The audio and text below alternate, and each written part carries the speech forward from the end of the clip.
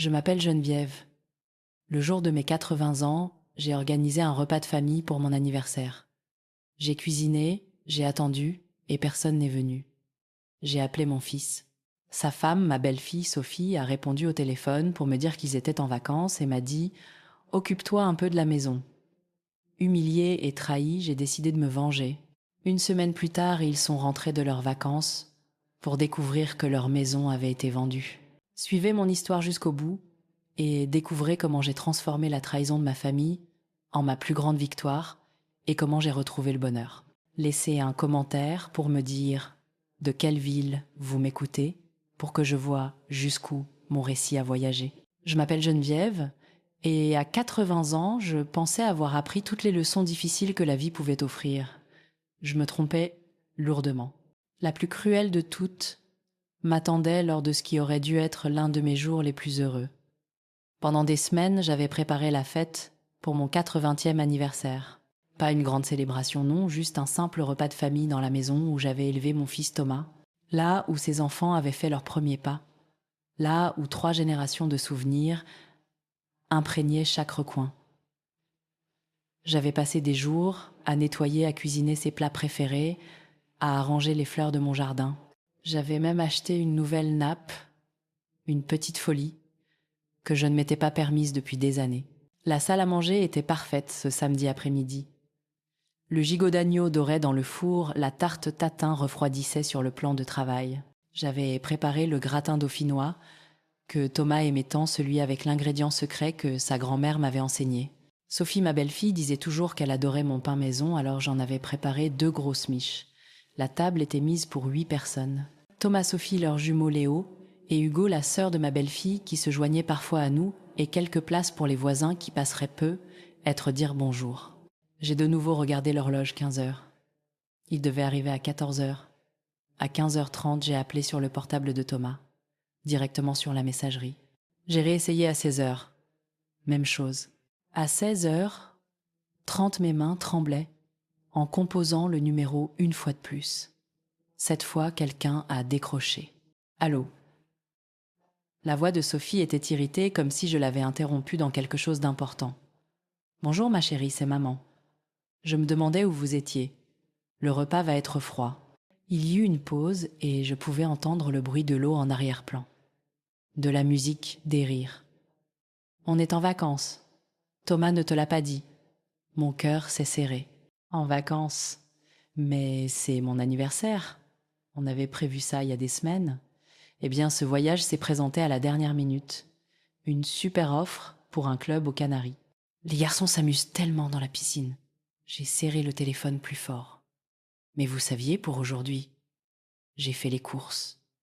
J'ai cuisiné toute la matinée. Écoute Geneviève, on ne peut pas refuser les bonnes occasions quand elles se présentent. Et puis de toute façon, tu allais sûrement nettoyer la maison, non? C'est ce que tu fais tout le temps. Ces mots m'ont frappé comme une gifle glaciale. Pas de « désolé d'avoir manqué ça » ni de « on se rattrapera ». Juste « occupe-toi de la maison ». Comme si je n'étais bonne qu'à ça. Comme si c'était tout ce que j'avais jamais été pour eux. Vous rentrez quand? Ai-je réussi à demander. Le week-end prochain peut être. Les garçons veulent rester plus longtemps. J'ai entendu Sophie rire à quelque chose en arrière-plan. Puis elle m'a reparlé. Ah, et Geneviève, pendant que tu y es, tu pourrais nettoyer la salle de bain. À l'étage, Léo l'a laissée assez sale avant qu'on parte. Elle a raccroché avant que je puisse répondre. Je suis restée plantée dans ma cuisine, entourée de nourriture, pour un régiment portant la nouvelle robe que j'avais achetée spécialement pour l'occasion. La maison était impeccable, les fleurs étaient fraîches, et j'étais complètement seule. Pour la première fois en 80 ans, j'ai vraiment compris ce que signifiait être jetable. J'ai traversé chaque pièce la voyant avec des yeux différents. Ce n'était plus mon foyer. C'était juste l'endroit où je venais pour les servir. Le salon où je gardais leurs enfants pendant qu'ils sortaient la cuisine où je préparais leur repas, la buanderie où je lavais leur linge. Même ma propre chambre ressemblait au quartier du personnel. Ce soir-là, je me suis assise à la table de la salle à manger, mangeant une part de mon propre gâteau d'anniversaire, dans un silence de mort. Les bougies avaient été soufflées depuis longtemps, non pas pour faire un vœu, mais simplement pour empêcher la cire de couler sur la nappe que je n'utiliserais probablement plus jamais. Les jours qui ont suivi ont été les plus solitaires de ma vie, mais aussi les plus révélateurs. Avec rien d'autre que le temps et le silence, j'ai commencé à voir des schémas auxquels j'avais été aveugle pendant des années. J'ai trouvé la tablette de Thomas sur la table basse oubliée dans leur précipitation vers le paradis.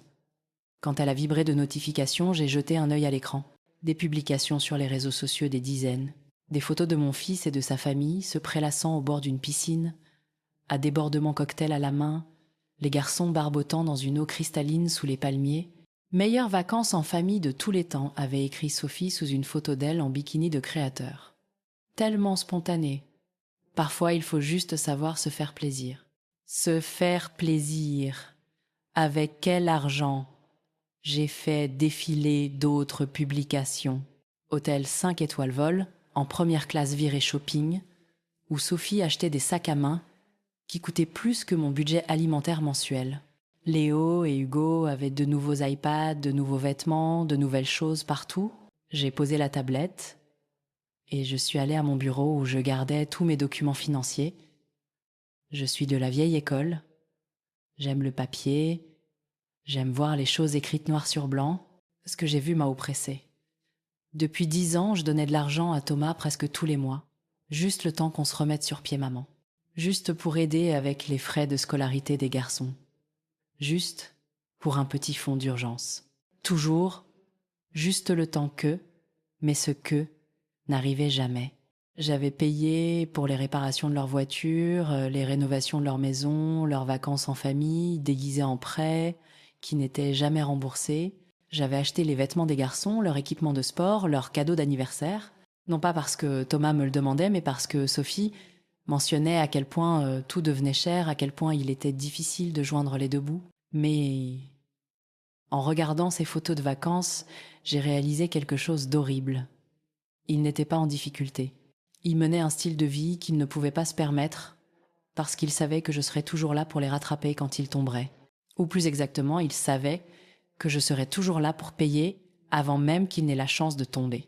J'ai sorti d'autres relevés bancaires, le schéma était clair une fois que je l'ai vraiment regardé. Chaque fois que je leur donnais de l'argent, quelques jours plus tard, il y avait des publications sur de nouveaux achats, des dîners au restaurant, des week-ends d'escapade. Mon argent ne servait pas à des nécessités. Il finançait leurs loisirs pendant qu'il m'habituait à me sentir coupable d'avoir mes propres besoins. Le pire, ce n'était pas l'argent. C'était de réaliser que ces vacances, ce voyage spontané avait été planifié. J'ai trouvé un courriel de confirmation qui avait été transféré sur la tablette de Thomas 3 semaines auparavant. 3 semaines. Il savait qu'il manquerait mon anniversaire et il ne se souciait tout simplement pas assez pour le mentionner. J'ai pensé à toutes les fois où j'avais annulé mes propres projets pour garder les enfants à la dernière minute. Toutes les fois où j'avais préparé le dîner pour eux quand ils étaient trop stressés pour s'en occuper. Toutes les fois où j'avais fait leur lessive, nettoyer leur maison, organiser leurs affaires pendant qu'ils se détendaient ou sortaient avec des amis. Quand étais-je devenue leur gouvernante non rémunérée? Quand mes sentiments avaient-ils cessé de compter entièrement? Je me suis préparé une tisane et je me suis assise dans le fauteuil préféré de Thomas regardant le salon. Chaque meuble contenait un souvenir, mais maintenant ces souvenirs semblaient différents. Avait-il jamais considéré cet endroit comme la maison de son enfance, ou simplement comme un lieu où des services étaient fournis? La réponse m'est apparue dans un éclair de clarté douloureuse. À Noël dernier, quand Sophie montrait des photos de leurs vacances à Disneyland, elle avait dit quelque chose qui m'avait marqué. C'est si agréable d'avoir une famille qui comprend son rôle. À l'époque, j'avais pensé qu'elle voulait dire que je comprenais mon rôle de grand-mère. Maintenant, je réalisais qu'elle voulait dire que je comprenais mon rôle de système de soutien financier et domestique. Pas leur famille, leur employé. C'est à ce moment-là que quelque chose a basculé en moi. Pas encore de la colère, mais quelque chose de plus froid, de plus dangereux, une lucidité que je n'avais jamais ressentie auparavant. J'ai repris la tablette et j'ai regardé leur visage souriant une dernière fois. Ils avaient l'air si heureux, si insouciants. Ils passaient le meilleur moment de leur vie pendant que j'étais assise seule dans une maison pleine de nourriture que personne n'était venu manger. Pendant 80 ans, j'avais fait passer les besoins de tout le monde avant les miens. Pendant 80 ans, j'avais été la bonne mère, la grand-mère serviable, le filet de sécurité fiable. Et qu'est-ce que j'avais en retour? Une maison vide et une famille qui ne me voyait que comme une ressource à utiliser. Mais j'étais pas encore morte. Et je venais d'apprendre la leçon la plus précieuse de ma vie. Parfois, les personnes qui devraient vous aimer le plus sont celles qui vous respectent le moins. Quelque chose allait changer. Je pouvais le sentir monter en moi comme une tempête qui prend de la force. Ils pensaient connaître Geneviève, la donneuse perpétuelle, la grand-mère bonne pâte. Ils étaient sur le point de rencontrer quelqu'un de totalement différent. Le lundi matin est arrivé avec un sentiment de détermination inhabituel. Je me suis réveillée avant l'aube, non pas parce que je ne pouvais pas dormir, mais parce que mon esprit était clair comme de l'eau de roche pour la première fois depuis des années. J'ai préparé mon café, je me suis assise à la table de la cuisine et j'ai pris une décision qui aurait terrifié l'ancienne Geneviève. J'allais vendre la maison. Pas seulement menacer de la vendre, pas seulement y penser. J'allais vraiment le faire. La maison que Thomas considérait comme son droit de naissance, son futur héritage, son filet de sécurité. La maison où il avait amené Sophie en tant que jeune mariée, où ils avaient emménagé temporairement il y a 5 ans et n'étaient étrangement jamais repartis. La maison qui était devenue leur hôtel gratuit avec service de chambre. J'ai d'abord appelé mon notaire. Maître Bernard s'occupait de mes affaires depuis 15 ans, depuis le décès de mon mari. Il était l'une des rares personnes à connaître la véritable histoire de mes finances, à m'avoir vu soutenir discrètement la famille de mon fils pendant qu'il me traitait comme une employée, Geneviève. Maître Bernard semblait surpris de m'entendre si tôt. « Tout va bien. Maître Bernard, j'ai besoin de savoir quelque chose. La maison est à mon nom seul, n'est-ce pas? Thomas n'a aucun droit légal dessus. » Il y eut une pause. « Eh bien oui, elle est entièrement à vous. Vous en avez hérité de Robert, et elle est à votre nom depuis 20 ans. Pourquoi me demandez-vous cela? Parce que je vais la vendre. La vendre, Geneviève. Vous êtes sûre? Je veux dire où vont vivre Thomas et sa famille. La question qui m'aurait arrêté net quelques jours auparavant me touchait à peine maintenant. Ce n'est plus mon problème, Maître Bernard. Je pouvais entendre le choc dans sa voix. Maître Bernard m'avait connue comme la veuve à la voix douce qui faisait toujours passer sa famille en premier. Geneviève, cela semble très soudain. Est-ce qu'il s'est passé quelque chose? Je lui ai parlé de la fête d'anniversaire, de l'appel téléphonique, de la découverte des photos de vacances, pendant qu'il m'ignorait complètement. Maître Bernard a écouté sans m'interrompre, et quand j'ai fini, il est resté silencieux un long moment. « Je vois », a-t-il dit finalement. « Eh bien, légalement, vous avez tout à fait le droit de vendre. La maison est à vous sans aucune charge. Mais Geneviève, êtes-vous préparée aux conséquences? Cela va créer une sacrée histoire de famille. » Maître Bernard, c'est eux qui ont créé l'histoire quand ils ont décidé que je ne méritais pas un respect élémentaire. Je refuse simplement de continuer à cautionner cela. Le mardi, j'avais rendez-vous avec 3 agents immobiliers pour visiter la maison. J'ai choisi Isabelle Martin, une femme dynamique d'une 40aine d'années qui n'a pas sourcillé quand je lui ai expliqué que je voulais que la vente se fasse rapidement et discrètement. « À quel point rapidement ?» a demandé Isabelle en parcourant le salon avec son maître ruban. « Il rentre le week-end prochain. Je veux que ce soit fait avant. » Isabelle a haussé un sourcil. « C'est un calendrier très serré, mais c'est possible. C'est une belle propriété bien entretenue. Le marché est porteur en ce moment pour des maisons comme celle-ci. Je pense que nous pouvons avoir une promesse de vente en quelques jours si vous êtes prête à fixer un prix compétitif. Je n'ai pas besoin du meilleur prix, lui ai-je dit. J'ai besoin qu'elle soit partie. » Ce qu'Isabelle ne savait pas, c'est que je me préparais à ce moment sans même m'en rendre compte. Depuis des mois, je retirais discrètement mes effets personnels des parties communes, mes albums photos, mes bijoux le service en porcelaine de ma mère.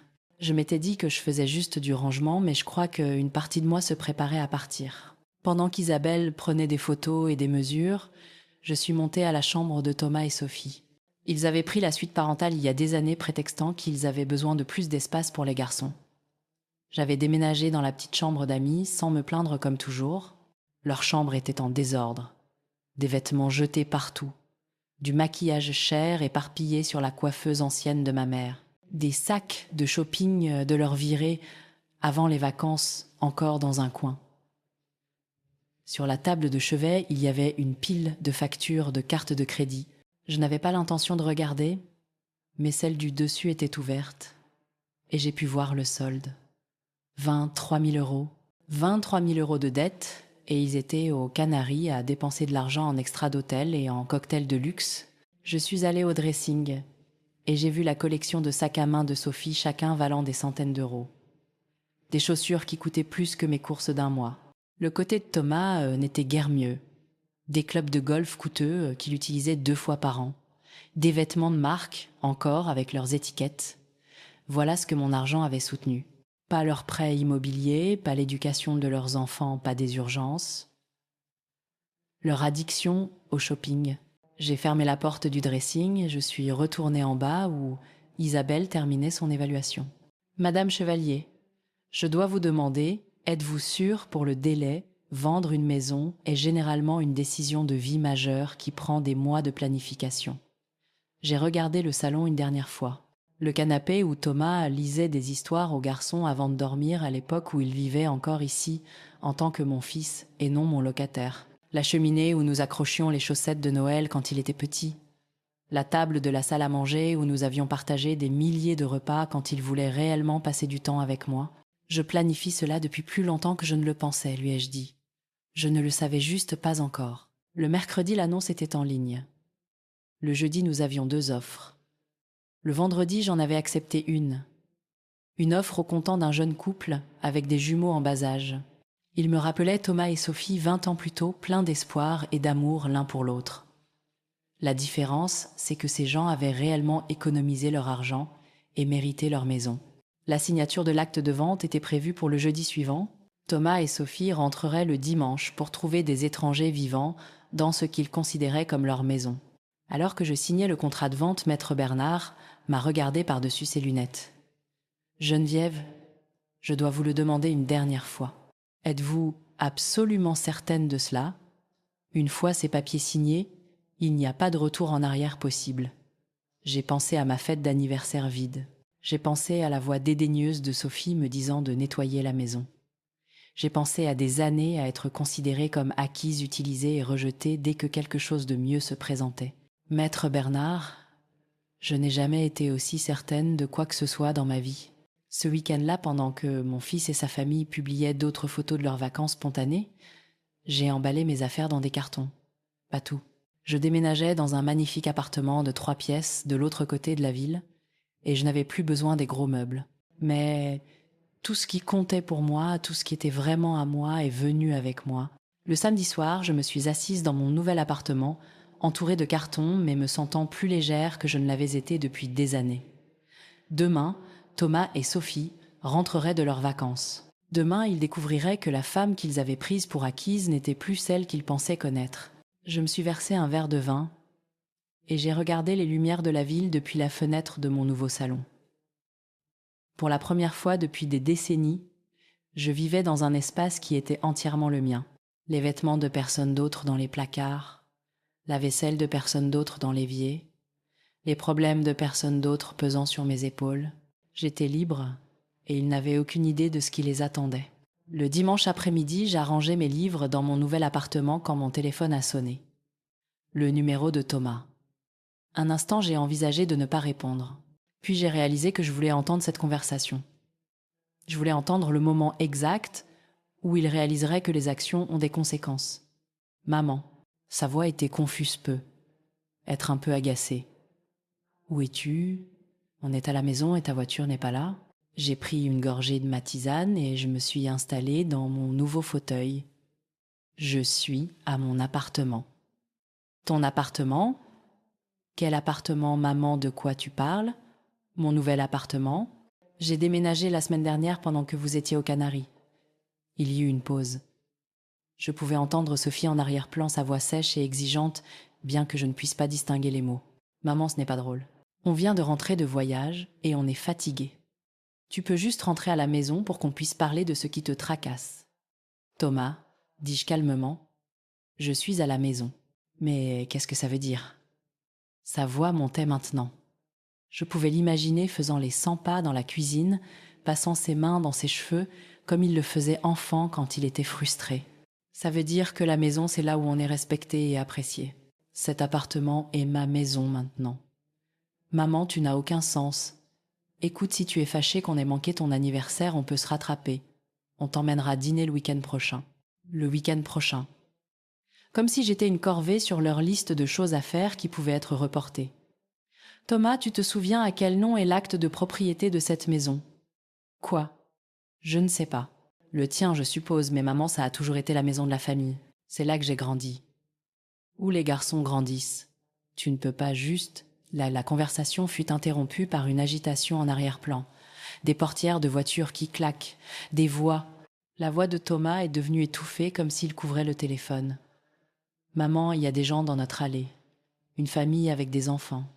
Ils déchargent un camion de déménagement. Je sais. Tu sais, maman, qu'est-ce qui se passe? J'ai pris une autre gorgée de tisane. Ce sont les nouveaux propriétaires. Le silence qui a suivi fut si complet que je me suis demandé si l'appel avait été coupé. Puis la voix de Thomas est revenue, mais elle était différente maintenant. Paniquée.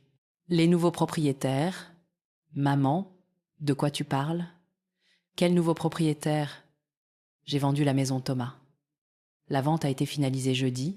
J'ai entendu le téléphone heurter quelque chose de dur, probablement le plan de travail de la cuisine. Puis la voix de Sophie stridente et furieuse. Laisse-moi lui parler. Geneviève. La voix de Sophie était comme des ongles sur un tableau noir. Qu'est-ce que tu as bien pu faire? J'ai repris ma vie en main. C'est de la folie. Tu ne peux pas simplement vendre notre maison. Nous habitons ici. Vous habitiez dans ma maison. Maintenant, vous n'y habitez plus. Mais nos affaires sont là. Les chambres des garçons. Toutes nos affaires. Les nouveaux propriétaires ont été très aimables. Ils ont accepté de vous laisser récupérer vos effets personnels cette semaine, mais vous devrez vous coordonner avec eux, pas avec moi. Je pouvais entendre le chaos en arrière-plan maintenant. Les garçons posant des questions, des portes qui claquent des pas, qui courent dans les escaliers. La voix de Thomas forte et désespérée. Ça ne peut pas être légal. Elle ne peut pas vendre notre maison sans nous le dire, mais c'était légal. C'était complètement entièrement légal, parce que ça n'avait jamais été leur maison. Sophie est revenue au téléphone, sa voix maintenant froide et calculatrice au lieu d'être paniquée. « Geneviève, je ne sais pas ce qui t'a pris, mais c'est cruel. Tu fais du mal à tes propres petits-enfants. » Léo et Hugo ne comprennent pas ce qui se passe. Pendant un instant, l'ancienne culpabilité a tenté de refaire surface. Puis je me suis souvenue de leur visage souriant sur ces photos de vacances pendant que j'étais assise seule le jour de mon anniversaire. Sophie, vous aviez le choix. Vous auriez pu me traiter comme de la famille, comme quelqu'un qui comptait. Au lieu de cela, vous m'avez traitée comme une domestique non rémunérée. Maintenant, vous faites face aux conséquences de ce choix. On ne t'a jamais traitée comme une domestique? Tu m'as dit d'aller nettoyer la maison pendant que vous étiez en vacances avec mon argent. On n'a jamais dit... Tu as dit exactement ça le jour de mes 80 ans quand j'ai appelé pour savoir où vous étiez. Thomas a repris le téléphone. Sa voix était suppliante, maintenant un ton que je n'avais pas entendu de sa part depuis qu'il était adolescent, et demandait les clés de la voiture. « Maman, s'il te plaît, même si tu es en colère, même si on a fait une erreur, tu ne peux pas faire ça. Où est-ce qu'on est censé vivre? Les garçons ont l'école. Ils ont des amis ici. Vous trouverez bien une solution. Vous êtes tous les deux des adultes, avec des diplômes universitaires. Je suis sûre que vous vous en sortirez. Mais maman... Thomas, je vais te dire quelque chose que j'aurais dû te dire il y a des années. Je ne suis pas responsable de résoudre vos problèmes. Je ne suis pas responsable de financer votre style de vie. Je ne suis pas responsable de vous fournir un logement gratuit, une garde d'enfants gratuite et des services de ménage gratuits. On n'a jamais demandé ces choses. Vous n'avez jamais demandé parce que vous n'en avez jamais eu besoin. Vous les avez simplement prises et avez supposé qu'elles seraient toujours là. Il y eut une longue pause. Quand Thomas a reparlé, sa voix était faible, confuse. « Maman, je ne comprends pas. Qu'est-ce qui s'est passé? Pourquoi es-tu comme ça ?» Pendant un instant, mon cœur s'est attendri. C'était mon petit garçon, l'enfant, que j'avais élevé aimé et pour qui je m'étais sacrifiée. Mais ensuite, je me suis souvenu que les petits garçons grandissent. Et parfois, ils deviennent des gens qui profitent de ceux qui les aiment le plus. Ce qui s'est passé, c'est que j'ai enfin réalisé que je méritais mieux que d'être traitée comme un distributeur de billets avec des services de nettoyage. On te traite pas comme ça. Thomas, quand est-ce que tu m'as demandé des nouvelles de ma vie pour la dernière fois? Pas de mon argent, pas de ma disponibilité pour garder les enfants, pas de ma volonté d'aider avec vos scams. Problème. Quand est-ce que tu m'as demandé pour la dernière fois comment je me sentais, ce que je pensais, ce que je voulais? Le silence s'était tiré si longtemps que je pouvais entendre les battements de mon propre cœur. C'est bien ce que je pensais, dis-je doucement. Maman, s'il te plaît, on peut arranger ça, on peut changer. Ne nous fais pas ça. Je ne vous fais rien. Je fais quelque chose pour moi. Pour la première fois en 20 ans, je fais passer mes propres besoins en premier. Mais où est-ce qu'on est censé aller ce soir? On ne peut pas dormir dans la voiture avec les garçons. J'ai senti une lueur de l'ancienne sympathie, mais je l'ai repoussée. Vous trouverez une solution. De la même manière que des millions d'autres adultes trouvent des solutions pour leur logement chaque jour. C'est incroyable. La voix de Sophie venait de l'arrière-plan. Elle a perdu la tête. Non, dis-je assez fort pour qu'elle m'entende. Je l'ai retrouvée. J'ai raccroché le téléphone et je l'ai éteint. Il rappellerait probablement des dizaines de fois. Ils seraient en colère, puis désespérés, puis manipulateurs. Ils essaieraient la culpabilité. Ils essaieraient la négociation. Ils essaieraient tout, sauf la seule chose qui aurait pu fonctionner, un remords sincère et du respect. Mais il était trop tard pour ça maintenant. Certains ponts, une fois brûlés, ne peuvent jamais être reconstruits. Je suis allée dans ma nouvelle cuisine et j'ai commencé à préparer le dîner pour une personne. Par ma fenêtre, je pouvais voir les lumières de la ville commencer à scintiller à l'approche du soir. Quelque part de l'autre côté de la ville, mon fils et sa famille faisaient face à la réalité, leur filet de sécurité avait disparu. J'ai ressenti quelque chose que je ne m'attendais pas à ressentir, un soulagement pur et net, comme si j'avais retenu ma respiration pendant 20 ans et que je pouvais enfin expirer. Ils ont trouvé mon adresse le mardi soir. Je m'y attendais. Alors quand j'ai entendu les coups agressifs sur la porte de mon appartement, je n'ai pas été surprise. J'ai fini d'arroser mes plantes sur le balcon, j'ai pris mon temps pour aller à la porte et j'ai regardé par le Judas. Thomas était là, le visage rouge et la mâchoire serrée. Sophie était juste à côté de lui, les bras croisés et une expression laide sur le visage. Derrière eux, je pouvais voir Léo et Hugo assis dans la voiture sur le parking, leurs visages pressés contre les vitres. J'ai ouvert la porte, mais j'ai laissé la chaîne de sécurité. « Maman, il faut qu'on parle !» La voix de Thomas était tendue par une colère à peine contenue. « Nous parlons maintenant. Ouvre la porte correctement. C'est ridicule. Je suis très bien pour parler comme ça. » Sophie s'est avancée, sa voix stridente. « Geneviève, ça suffit maintenant. Tu as fait passer ton message. Maintenant, soyons adultes et réglons ce gâchis. » Quel gâchis! Ne joue pas à l'idiote. Le sang-froid de Sophie a complètement volé en éclats. Tu as vendu notre maison. Tu nous as laissés sans abri. Tes propres petits-enfants dorment dans une chambre d'hôtel à cause de ton caprice égoïste. Mon caprice? J'ai gardé ma voix égale, ce qui semblait l'exaspérer encore plus. Sophie, laisse-moi te demander quelque chose. Pendant les 5 années où vous avez vécu dans cette maison, combien de loyers avez-vous payé? Elle a cligné des yeux pris au dépourvu. Nous étions de la famille. La famille ne fait pas payer de loyer. Tu as raison. La famille ne fait pas payer de loyer, mais la famille ne se traite pas non plus comme des domestiques non rémunérés. Thomas s'est rapproché de la porte. « Maman, on ne t'a jamais traité comme une domestique. » Ah, vraiment, Thomas. Quand est-ce que tu as aidé aux tâches ménagères dans cette maison pour la dernière fois? C'est différent. Tu aimes être occupé. Quand est-ce que tu m'as demandé si j'avais besoin d'aide pour la dernière fois? Tu n'as jamais dit que tu avais besoin d'aide. Quand est-ce que tu as proposé de me préparer le dîner pour la dernière fois? Tu cuisines mieux. Quand est-ce que tu t'es souvenu de mon anniversaire pour la dernière fois sans que je te le rappelle? Silence. J'ai continué ma voix, toujours calme, mais avec une force nouvelle.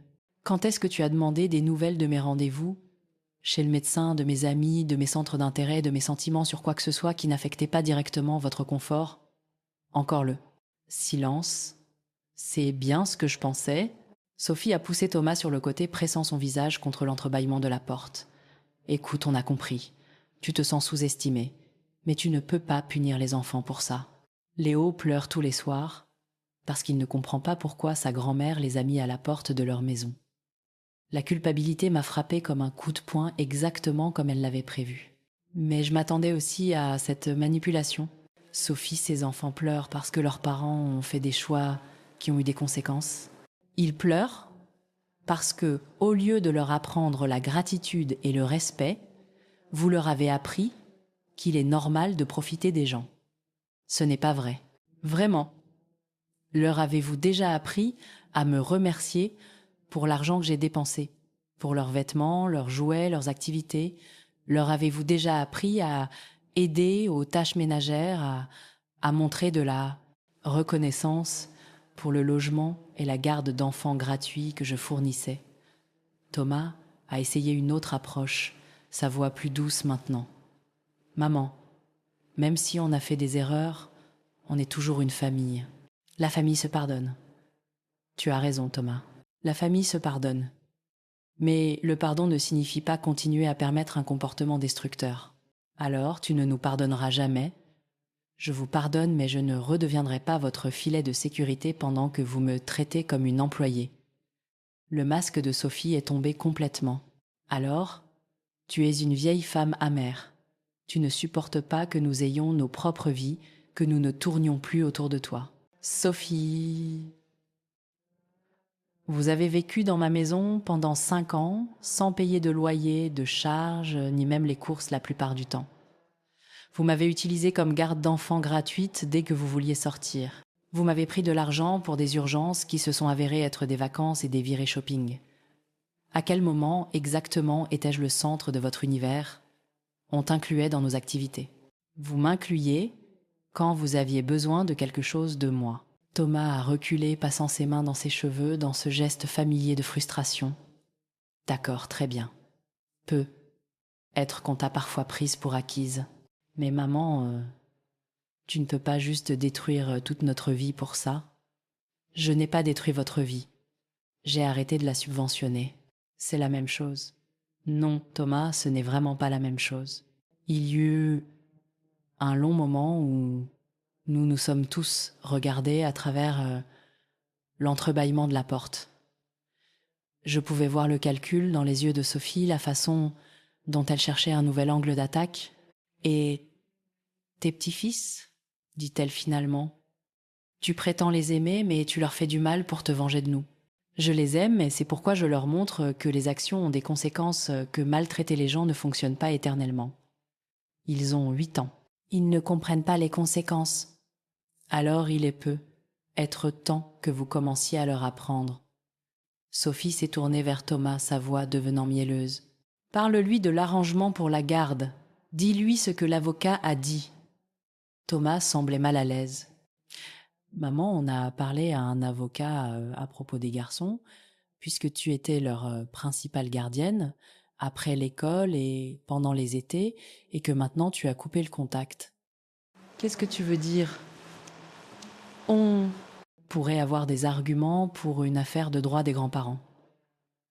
Les garçons sont attachés à toi et tu as perturbé leur situation de vie. J'ai regardé mon fils, sentant quelque chose en moi devenir glacial. Es-tu en train de me menacer de poursuites judiciaires pour avoir accès à des enfants que vous utilisez comme chantage affectif? On dit juste que les tribunaux prennent très au sérieux l'intérêt supérieur des enfants. Je vois. J'ai fermé la porte, tourné le verrou, et je suis allée à la table de ma cuisine où je gardais mes documents importants. J'ai trouvé la carte de visite de Maître Bernard et j'ai composé son numéro. Maître Bernard, c'est Geneviève. J'ai besoin que vous documentiez quelque chose pour moi. À travers la porte, j'entendais Thomas et Sophie se disputer à voix basse, puis d'autres coups. Maman, maman, ouvre la porte. On n'a pas fini de parler, mais nous avions fini. Nous avions fini au moment où ils ont décidé de me menacer d'une action en justice au lieu d'offrir un véritable changement. Je suis restée silencieuse jusqu'à ce que j'entende leurs pas s'éloigner dans le couloir. Puis je suis allée à ma fenêtre et je les ai regardés marcher vers leur voiture, leur langage corporel, en colère et défait. Léo a levé les yeux vers mon immeuble alors qu'il partait. Je lui ai fait un signe de la main et il a répondu avant que Sophie ne lui dise de regarder devant lui. Ce soir-là, j'ai rappelé Maître Bernard et je lui ai tout raconté sur la conversation, sur leurs menaces implicites, sur la façon dont ils avaient essayé d'utiliser les enfants comme levier. Geneviève, dit prudemment Maître Bernard, je veux que vous sachiez que ce que vous m'avez dit ce soir change tout. S'ils engagent une action en justice, nous serons prêts. Que voulez-vous dire ? Je veux dire que menacer un grand-parent d'une action en justice tout en demandant simultanément un soutien financier est une très mauvaise stratégie devant un tribunal.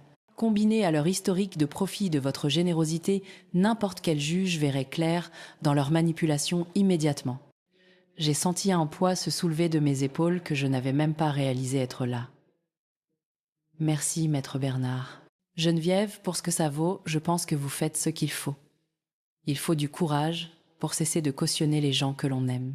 Après avoir raccroché, je me suis assise dans mon appartement silencieux et j'ai réalisé quelque chose de profond.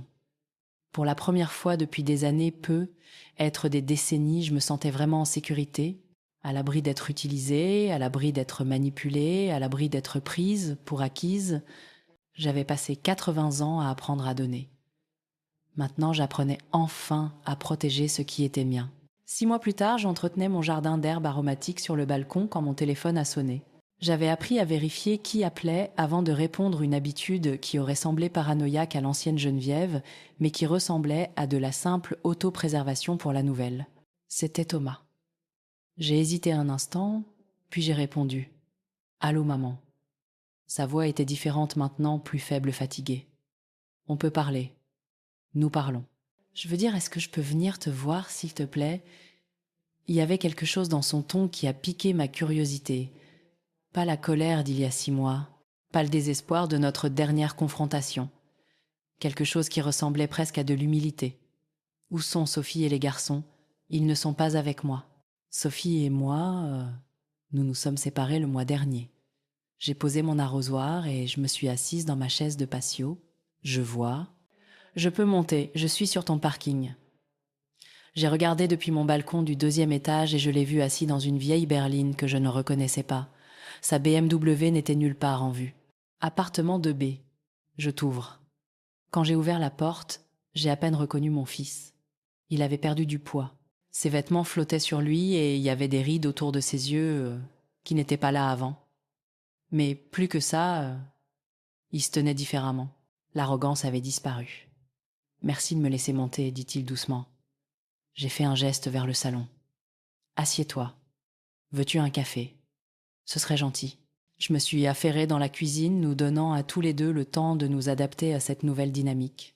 Quand je lui ai apporté son café, il regardait l'appartement avec une expression que je ne pouvais pas tout à fait déchiffrer. « C'est joli ici, dit-il. Paisible. Ça l'est. » Il a pris une gorgée de café et a posé la tasse avec précaution sur le sous-verre que j'avais fourni. L'ancien Thomas ne se serait pas soucié d'un sous-verre. « Maman, j'ai besoin de te dire certaines choses. J'ai besoin de m'excuser. J'ai attendu. Tu avais raison sur tout. Sur la façon dont on t'a traité, sur le fait de profiter de toi, sur tout. Que s'est-il passé ?» Il a laissé échapper un long soupir. La réalité s'est imposée. Après que tu as vendu la maison, nous avons dû trouver comment subvenir à nos besoins. Nous avons trouvé un appartement, mais entre le loyer, les charges et les courses... Maman, je n'avais aucune idée de combien d'argent nous dépensions réellement, ni de combien tu couvrais pour nous. Où habites-tu maintenant ? Un 3 pièces de l'autre côté de la ville ? C'est bien. C'est juste différent, les garçons ont dû changer d'école, ça a été dur. Et Sophie, son visage s'est assombri. Sophie n'a pas bien géré le changement. Elle n'arrêtait pas de dire que c'était temporaire, que tu finirais par revenir sur ta décision, qu'il fallait juste attendre. Elle ne pouvait pas accepter que notre style de vie devait changer. Mais toi, tu pouvais. Je devais. Quand les factures de carte de crédit sont arrivées et qu'il n'y avait pas de plan de secours, pas de filet de sécurité, j'ai pris un 2e travail. Les soirs et les week-ends. Sophie a dit que j'abandonnais la famille, que je devrais simplement t'appeler et arranger les choses. Y as-tu pensé ? Il m'a regardé dans les yeux pour la première fois depuis son arrivée. Oui, j'ai décroché le téléphone tellement de fois. Mais ensuite, je me souvenais de ce que tu avais dit sur les conséquences, sur le fait de prendre ses responsabilités. Et j'ai réalisé que t'appeler ne ferait que prouver que je n'avais rien appris. J'ai senti quelque chose bouger dans ma poitrine. Pas exactement le pardon, mais la reconnaissance. C'était la première fois depuis des années que Thomas me parlait comme un adulte s'adressant à un autre adulte au lieu d'un enfant exigeant d'un parent. Comment les garçons gèrent-ils tout ça? Mieux que je ne l'espérais. Honnêtement, tu leur manques, mais ils se sont adaptés à la nouvelle école. Ils apprennent à faire leur propre lessive, à aider en cuisine des choses qu'on aurait dû leur apprendre il y a des années. Et Sophie ne pouvait pas supporter de ne pas pouvoir faire du shopping quand elle le voulait, de ne pas pouvoir aller au restaurant 3 fois par semaine, de ne pas avoir quelqu'un d'autre pour gérer toute la place, à maison. Elle a dit que j'avais changé, que je choisissais le travail plutôt que la famille. Avais-tu changé? Oui, j'avais changé. J'ai commencé à voir combien de travail il faut pour faire tourner un foyer, combien de planification d'efforts et d'argent. J'ai commencé à réaliser à quel point nous avions dépendu de toi pour tout. Il a fait une pause, fixant sa tasse de café. Elle a commencé à parler de retourner vivre chez sa mère. A dit qu'elle avait besoin de temps pour réfléchir. Le mois dernier, elle a déménagé et a emmené les garçons. Je suis désolée. Vraiment. La question m'a surprise. Pour la fin de ton mariage, oui. Je n'ai jamais voulu ça. Même après tout, Thomas, je n'ai jamais voulu te faire de mal. Je voulais arrêter d'être blessée par vous. Il y a une différence. Il a hoché la tête lentement. Je comprends ça maintenant. Nous sommes restés assis dans un silence confortable pendant quelques minutes. C'était le premier silence confortable que nous partagions depuis des années. Maman, je peux te demander quelque chose? Bien sûr. Es-tu heureuse? J'ai sérieusement réfléchi à la question. Oui. Pour la première fois depuis très longtemps, je suis heureuse. Je peux le voir. Tu as l'air différente, plus légère. Je me sens plus légère. J'ai repensé à ce que tu as dit sur la dernière fois que je t'ai demandé des nouvelles de ta vie, de tes sentiments, de tes besoins. Je n'ai pas pu me souvenir d'une seule fois. Ce n'est pas grave, Thomas. Non, ce n'est pas bien. Ce n'est pas bien que j'ai traité ma propre mère comme si elle n'existait que pour me servir. Ce n'est pas bien que j'ai laissé Sophie te manquer de respect dans ta propre maison. Ce n'est pas bien que j'ai manqué ton 80e anniversaire pour des vacances. Sa voix s'est légèrement brisée sur les derniers mots. On ne peut pas changer le passé, dis-je doucement. Mais on peut changer l'avenir, si tu me le permets. Que veux-tu dire? Je veux dire, je veux essayer d'avoir une vraie relation avec toi. Pas une où je prends et tu donnes. Une vraie relation où nous sommes tous les deux des personnes avec des besoins, des sentiments et des limites. J'ai étudié son visage cherchant des signes de manipulation des anciens schémas. Je ne les ai pas vus. À quoi cela ressemblerait-il? Je ne sais pas encore. Je suis encore en train de découvrir qui je suis quand je ne suis pas prise en charge par quelqu'un d'autre. Mais j'aimerais le découvrir si tu es prête à me donner une chance. Et si Sophie revient, si elle veut se réconcilier, alors elle devra accepter que les choses sont différentes maintenant, que je suis différent maintenant, et que ma relation avec toi n'est pas négociable. J'ai tendu la main et j'ai brièvement touché la sienne. J'aimerais essayer moi aussi. Ses yeux se sont remplis de larmes. Vraiment, vraiment. Mais Thomas, tu dois comprendre quelque chose. Je ne reviendrai pas à la situation d'avant. Je ne redeviendrai pas la solution aux problèmes de tout le monde. Je ne voudrais pas que tu le fasses. J'apprends à résoudre mes propres problèmes. Et je ne serai pas une garde d'enfants gratuite, ni un soutien financier. Je comprends. Si tu es dans ma vie, ce doit être parce que tu veux passer du temps avec moi, pas parce que tu as besoin de quelque chose de moi. C'est ce que je veux aussi. Alors qu'il se préparait à partir, il s'est retourné vers moi. Maman, je sais que ça peut paraître étrange, mais je suis fière de toi. Fière que tu te sois défendue, que tu aies refusé d'être maltraitée. Il a fallu du courage. Après son départ, je me suis assise sur mon balcon en regardant le coucher de soleil et en pensant aux secondes chances. Tout le monde ne les mérite pas. Et tous ceux qui les obtiennent ne les utilisent pas bien. Mais parfois, juste parfois, tout perdre apprend aux gens ce qui compte vraiment. Mon téléphone a vibré. Un message de Thomas. Merci pour le café et pour me donner une chance de devenir quelqu'un dont tu pourrais être fier. J'ai souri et j'ai tapé en réponse. Je le suis déjà. 3 semaines plus tard, il a appelé pour me demander si je voulais déjeuner, pas parce qu'il avait besoin de quelque chose, juste parce qu'il pensait que ce serait agréable de passer du temps ensemble. Nous nous sommes retrouvés dans un petit café du centre-ville et pour la première fois, depuis des années, nous avons parlé de livres d'actualité, de souvenirs de son enfance et de mes projets pour un petit potager sur mon balcon. Quand l'addition est arrivée, il l'a payé sans hésitation. « Merci », dis-je alors que nous marchions vers nos voitures. Pour le déjeuner, ce n'était rien. Non. Pour être devenu l'homme que j'ai toujours espéré que tu serais, il m'a alors serré dans ses bras, un vrai câlin, pas les câlins par obligation d'avant. Et pour la première fois depuis des années, j'ai eu l'impression d'avoir retrouvé mon fils. Le vrai, celui qui méritait d'être aimé parce qu'il avait appris à aimer en retour. Ce soir-là, j'ai appelé Maître Bernard pour mettre à jour mon testament. Non pas pour déshériter qui que ce soit, mais pour ajouter quelque chose de nouveau, une fiducie pour l'éducation de Léo et Hugo, avec des dispositions spécifiques, stipulant qu'elle ne pourrait être utilisée que pour les frais de scolarité. Et seulement s'ils maintenaient de bonnes notes et faisaient preuve de respect envers les autres. J'avais appris que le véritable amour ne consiste pas à donner aux gens tout ce qu'ils veulent. Il consiste à leur apprendre à devenir des personnes qui méritent de bonnes choses. À 80 ans, j'avais enfin appris la différence. Maintenant, je suis curieuse de vous connaître, vous qui écoutez mon histoire. Qu'auriez-vous fait à ma place? Avez-vous déjà vécu quelque chose de similaire? Commentez ci-dessous. En attendant, je vous laisse sur l'écran final 2 autres histoires qui sont les préférées de la chaîne et qui vous surprendront certainement. Merci de m'avoir écouté jusqu'ici.